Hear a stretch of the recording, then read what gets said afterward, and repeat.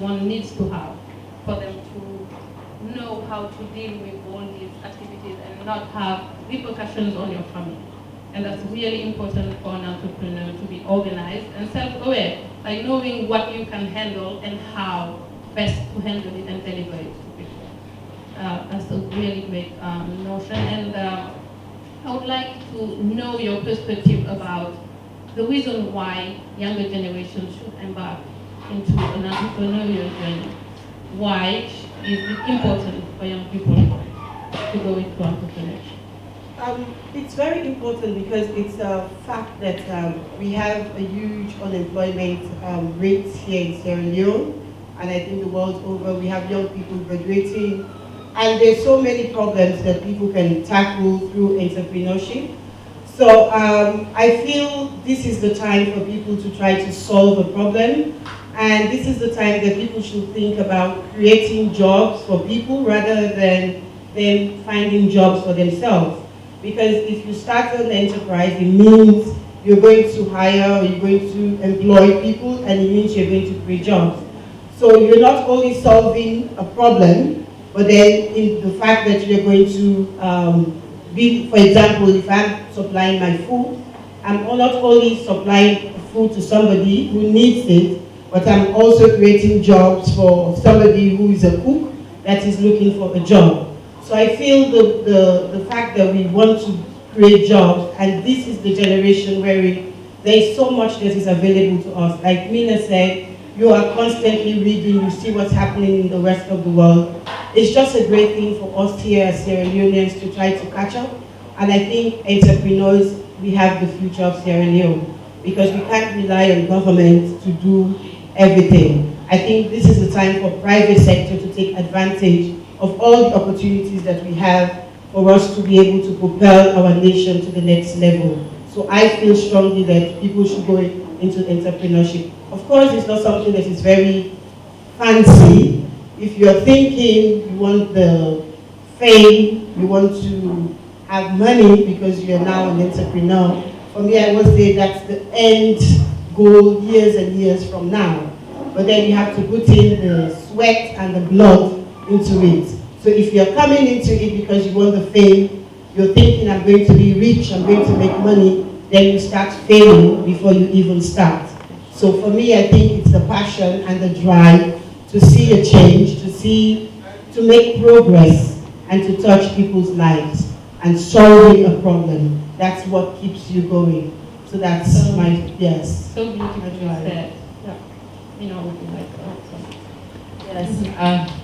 So apart from it solving problems, I think entrepreneurship is also a way to challenge the status quo. Because growing up in Sierra Leone, the system is very rigid. You know, when you're born, you're told, oh, you have to be a doctor or a lawyer or an engineer. You have very binary definitions of what someone is successful, how success is defined. So like I mentioned, I did a bit of schooling here. I did high school here, and I went to the science stream. Because at the time, growing up, I wanted to be a mathematician. I'm very good in math, but then when I went to the science stream, I still did very well in hard math and in mathematics, but it was no longer a passion for me because it was the mode of instruction that I didn't like. And I was like, if I become a teacher, I want to do something different. So, but when you're in these different streams, whether you're in the commercial/business stream or the art stream or the science stream, you're still told, okay, well, if you're in sciences, you have to be an engineer. I was the only one who aspired to be a mathematician. If you're in the business stream, you have to be an accountant. If you're in the art stream, you're going to be a lawyer. I mean, you know, it's ridiculous now that you say it out loud, but that's what we thought, and that's what people still think. And that's what future generations will continue to think if we do not question the status quo via entrepreneurship. So when we're in those streams, then you go to university, let's say, unfortunately, you may not have the WASP results or the O-level results to get into university, then what? A lot of people drop out, and a lot of people are under the notion that, oh, you pursue entrepreneurship because you're not well educated. We're both well educated and we're in entrepreneurship. But that's not it. It's not a means to an end, or it's not something to just take up just because you dropped out, or, you know. It's not that. It's something that has to be a passion. It has to be a drive. Elisa mentioned that if you're in it for the fame and the fortune, then you've already failed before you started. You have to be ready to put in the actual sweat, the blood, the tears, the mental breakdowns at times. But if it's something that you're passionate about and you can continue to go about it at your own pace, because I believe that life is a marathon, it's not a sprint. So you have to do it at your own pace and you have to be patient. And that's what entrepreneurship is. So glad you mentioned,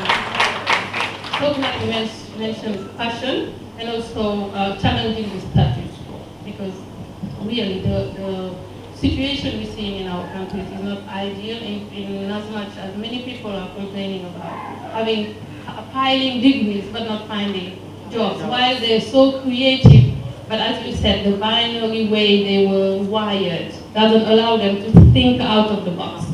Yeah. That being said, I would like us to tackle one issue before we take a short break, and that's the issue about when the person is clear about the idea that they would like to invest time and energy in. In Sierra Leone, what is the first step that they should take to protect their idea from being stolen, and also for it to become official and protect?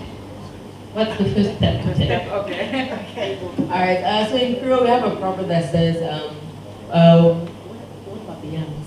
Where yams white Obama. Yes. I don't necessarily believe, which basically means that if you have good news or something is in the making, don't reveal it until it comes to light. I feel that yes, it worked. I'm like yes and no, I'm in between. Just because sometimes for it to come to fruition, you need to discuss it. So this is why I would implore you all to have mentors. That's something I didn't have when I first started. I thought, oh, I can do it by myself, people will steal my idea, no one will understand my vision. But it's a bit difficult that way. And there's another expression that says, if you want to go quick, go alone. But if you want to go far, go together. And that's something you have to implore. Having a mentor, have a confidant you can talk to. But in regards to answering the question, definitely you have to register your business. Register your business or patent your idea. So that's the first step. Do the legality. So, like I said, entrepreneurship involves a lot of reading. So read into that. How can I protect my rights and my interests before I embark on this journey? So look at the legalities of that first, and then you can proceed.